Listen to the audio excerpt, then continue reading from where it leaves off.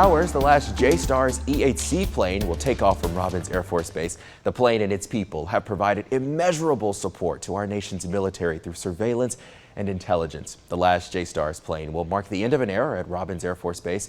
JSTARS stands for Joint Surveillance Target Attack Radar System.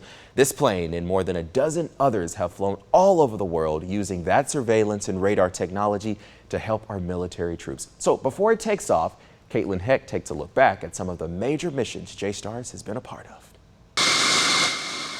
When this E-8C plane takes off, its destination could be anywhere. In Africa and SOUTHCOM, in Europe. Colonel Adam Shelton, commander of the 461st Air Control Wing at Robins, says the military first realized its capabilities during the Gulf War. Then the former 93rd Air Control Wing further developed the JSTARS concept here at Robins in 1996. It really matured itself inside of Afghanistan and Iraq. It's really kind of been the linchpin that tied the command and control community to the intelligence community. In the early 2000s, the blended or joint mission emerged with the 461st and 116th Air Control Wings, a first of its kind in the Air Force. There was no template, there was no instructions, there was no guidance. They just said, we need to get after this mission, and we know there's lots of experience in both components, and we would like to bring them together. And together, Colonel Chris Dunlap, commander of the 116th, says they did some great work. We've got 141,000 combat hours.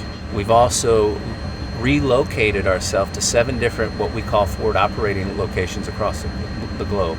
That includes surveillance and information gathering missions in Iraq, Libya, even a major drug raid over international waters off of Florida. It was actually this airframe that had the largest radar-detected, Air Force-assisted drug bust in that type of construct. And after missions in just about every corner of the globe, as the final jet gets ready to shut down,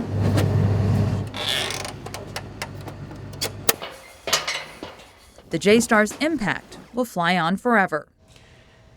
And that was Caitlin Heck. With one door closing, 4 more are opening at Robins. New missions are landing. We've already covered a few, like the Spectrum Warfare Group getting started.